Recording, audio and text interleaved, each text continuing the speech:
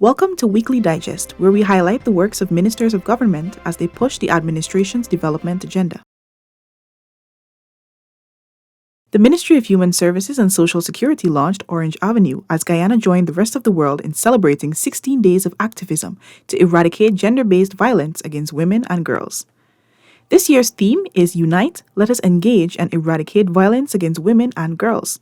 The activities will conclude on December 10. Human Services Minister Dr. Vindhya Prasad said Orange Avenue is permanent and aims to create a safe space for citizens. Today we launch Orange Avenue. I am hoping, very much so hoping, that this can be a permanent initiative where we develop an interactive space for persons to come and learn about the services offered, to bring their family, and to be engaged in such a way that we continue the conversation on ways in which we can curb violence. The Ministry of Local Government and Regional Development signed a $13.6 million contract with the North Sophia Community Development Council to develop a community center. This move ties into the government's sweeping mandate to create employment and foster community development across all areas of the country. The contract was signed on Friday at the North Sophia Playground and will see members of the North Sophia community providing labor and materials for the execution of the project.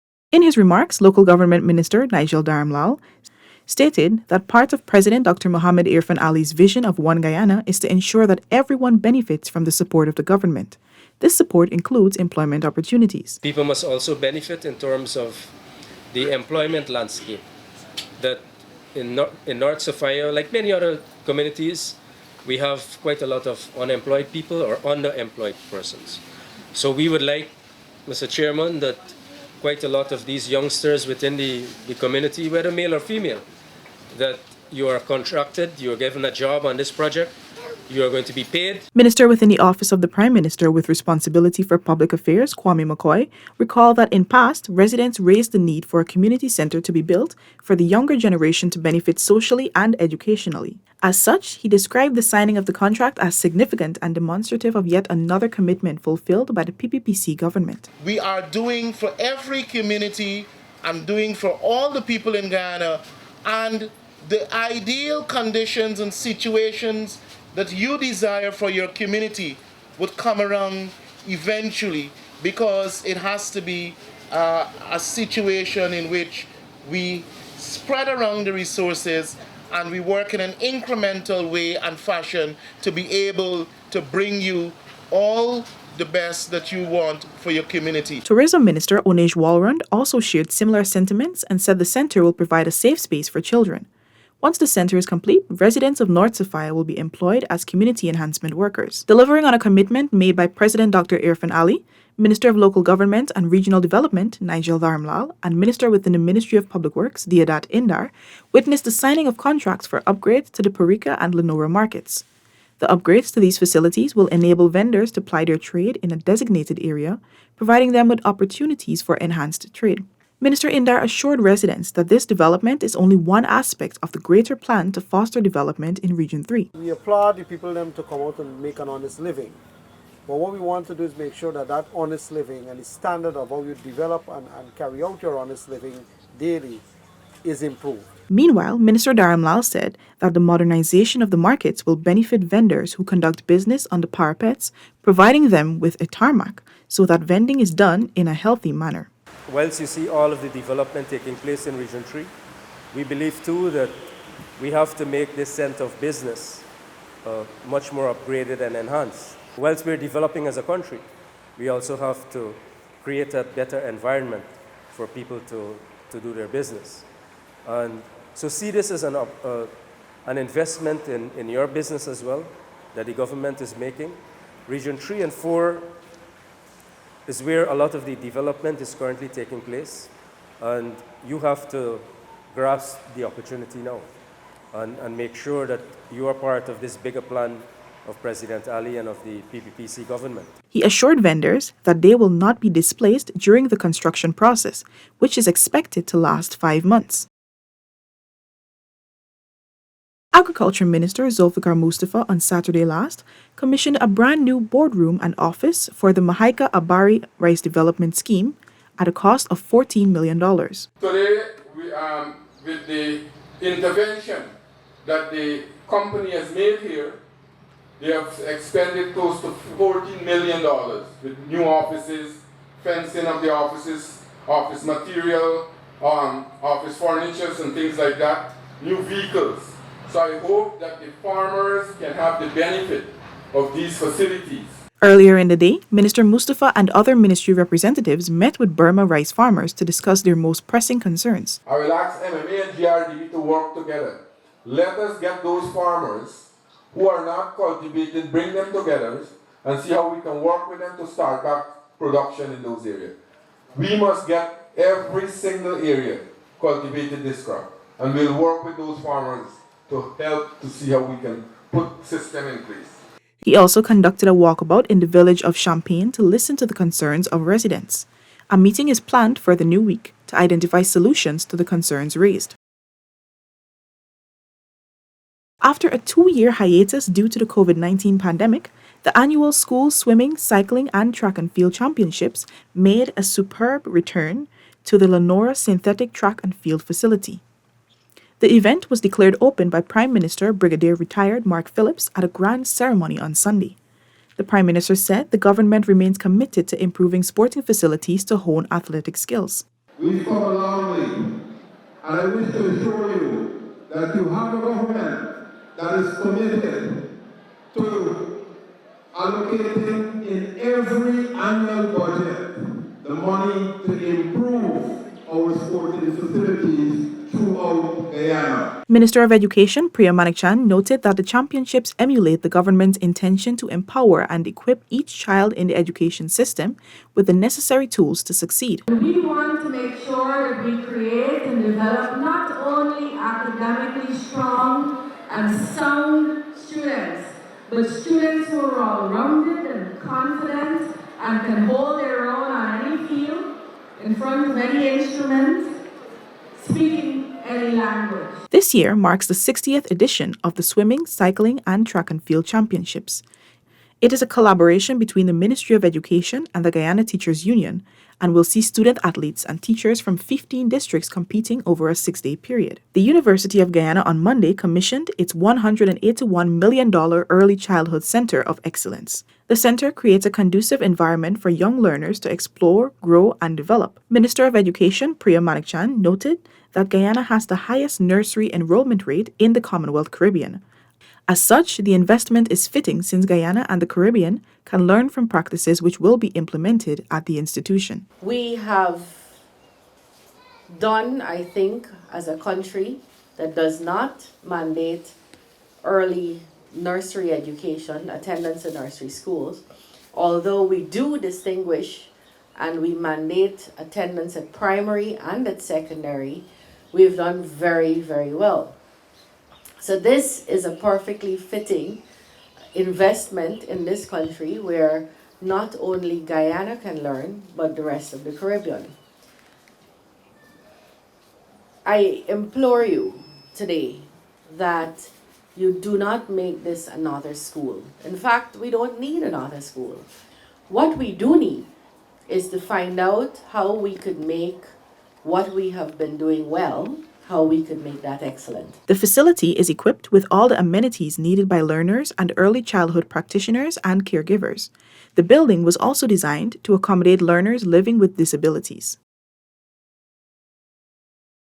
Some 211 persons from 56 households in Parika-Warinau, Region 9, are now benefiting from improved water supply with the commissioning of an $18 million water distribution system on Saturday last. The new system now serves 95% of the community with access to potable water at a household level.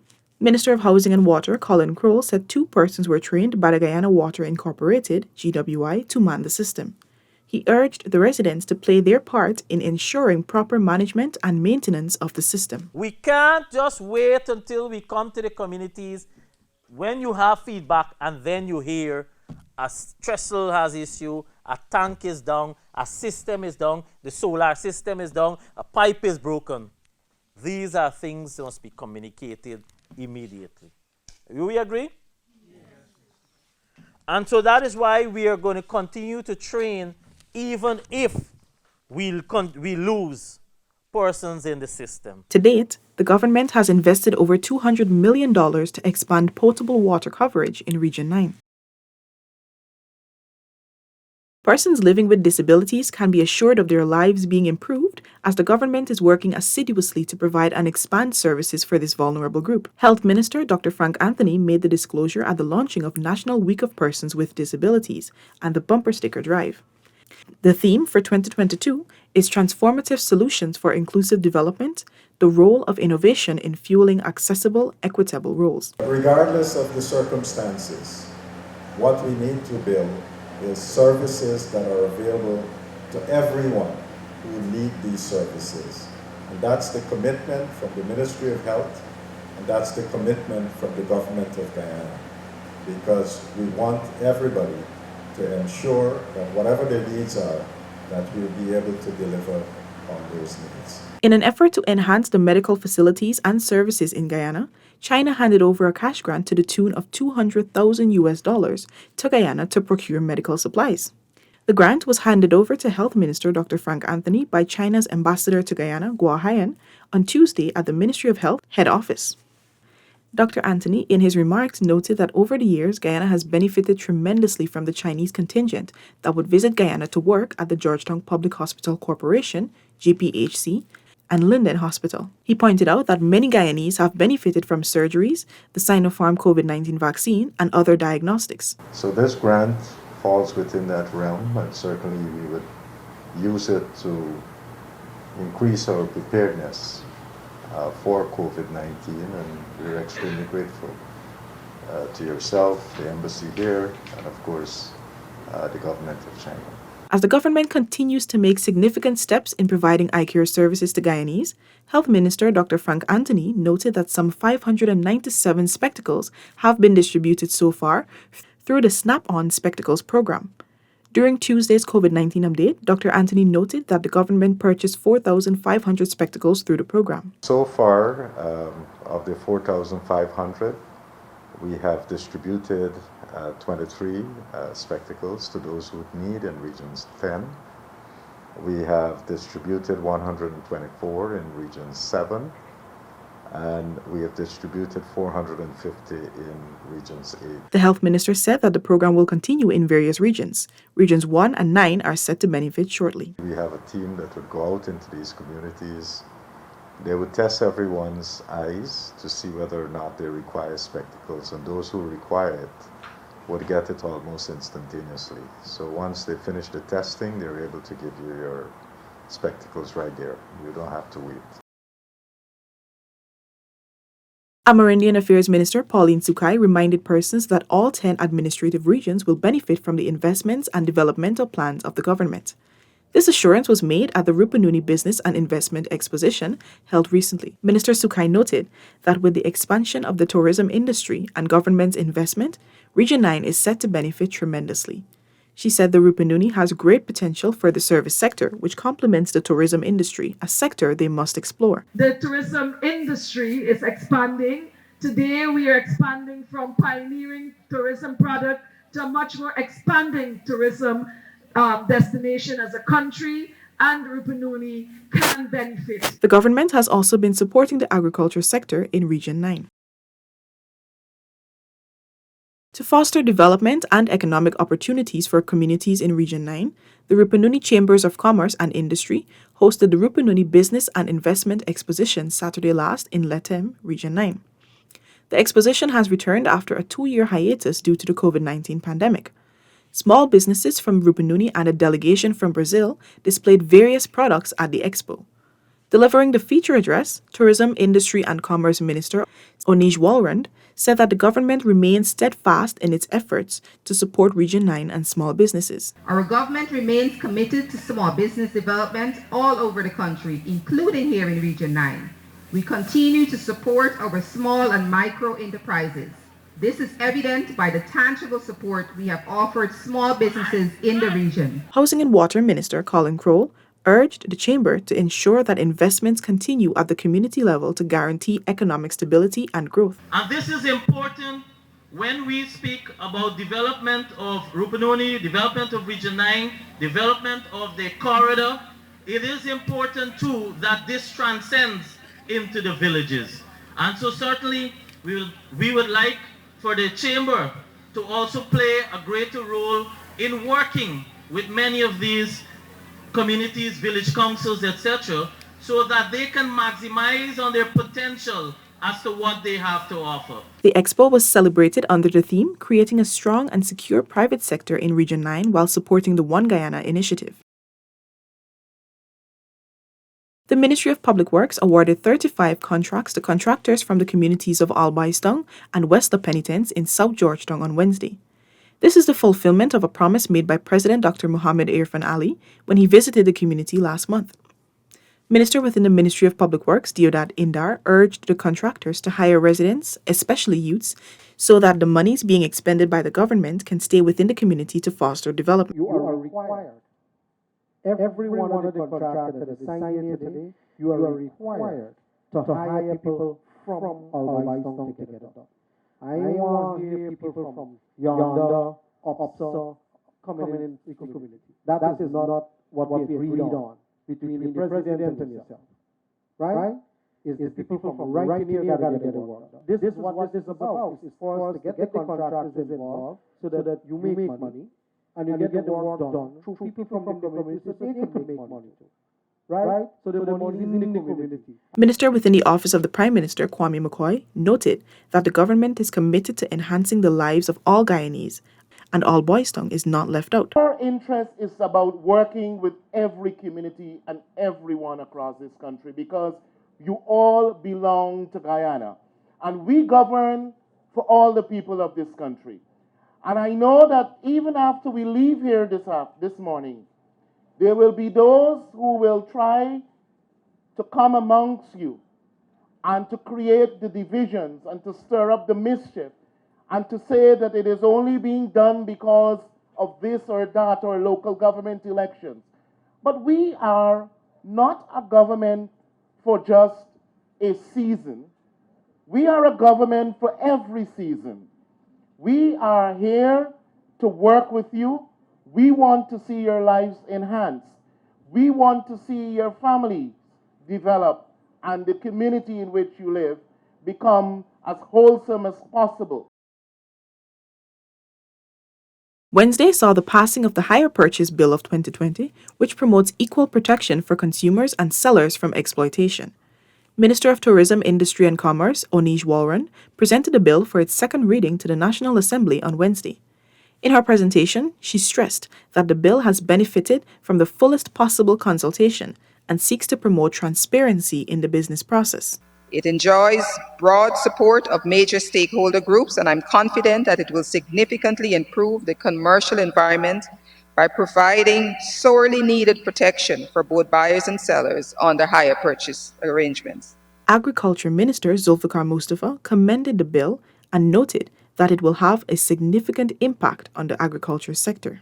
And bills like these will stimulate investment, will stimulate progress, and make the small person, the small farmers, the small miners move up and improve their life. This bill will allow our farmers to confidently invest in high-value assets to improve their production, as hire purchase will now be seen by many farmers as a financing solution, which is safe and suitable for expanding the agribusinesses. Minister within the Housing and Water Ministry, Susan Rodriguez, also supported the bill, emphasizing that it was crafted with the intention of promoting fairness and balance. This bill brings certainty and predictability in governing hire purchase agreements. The bill brings balance and fairness in this type of arrangement, both on the side of the buyer as well as on the side of the seller. And Mr. Speaker, after considering all of the mischief that the hire purchase bill seeks to remedy and the fairness with which it brings to the process, I commend this bill to this honorable House for passage. The Hire Purchase Bill was also supported by Labour Minister Joseph Hamilton and Member of Parliament Sanjeev Datadin. Further, the Public Accounts Committee report for the year 2016 was also adopted in the National Assembly.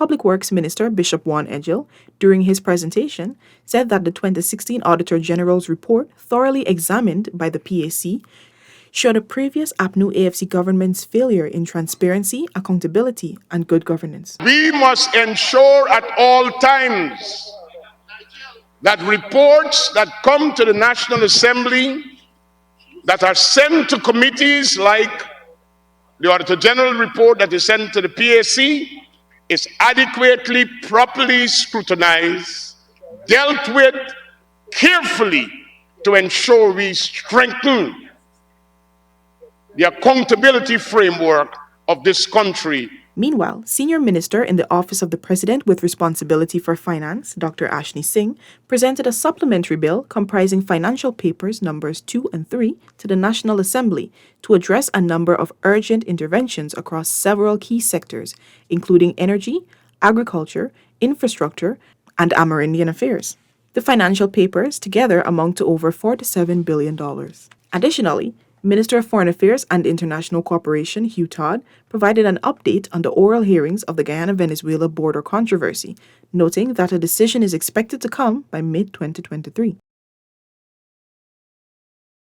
Youths across 21 communities are now benefiting from improvement to their community grounds as the Culture, Youth and Sport Ministry has outfitted their grounds with lighting. Culture, Youth and Sports Minister Charles Ramsden Jr. made the disclosure while speaking with the Department of Public Information recently. By the end of this year, we would have completed the lighting of 21 community grounds since we came into office. 21 community grounds. And that leaves aside the stadium work that we've already finished our procurement work, and it's already starting right now. Over the 2 years, focus was put on regions 2, 3, 4, 5, 6, and 7. However, this program will now expand to regions 1, 8, and 9. In its 2022 budget, $3.2 billion was allocated for the continued development of sports, and $250 million was earmarked for the improvement of community grounds. The government remains committed to ensuring the safety and health of workers. Labour Minister Joseph Hamilton stated that for 2022, 1,298 inspections were completed for the public and private sectors. This was disclosed at the press conference for the Occupational Safety and Health OSH Department year-end report on Thursday at the Ministry of Labour's office on Brickdam. Minister Hamilton noted that this number also represents 85% achievement of the inspection target which was set for 2022. 184 workplace accidents were investigated, including the 19 fatalities. To date, there has been a 24% decline in the number of fatal accidents when compared with the corresponding period last year. The OSH department is equipped with trained and qualified officers to conduct workplace inspections and pinpoint defaulting employers. Employers will be instructed on the procedures they must take to comply with the law in circumstances where there are problems. This brings us to the end of this edition of Weekly Digest. For these and other government-related stories, do log on to our website dpi.gov.gy and our social media platforms as well. Goodbye.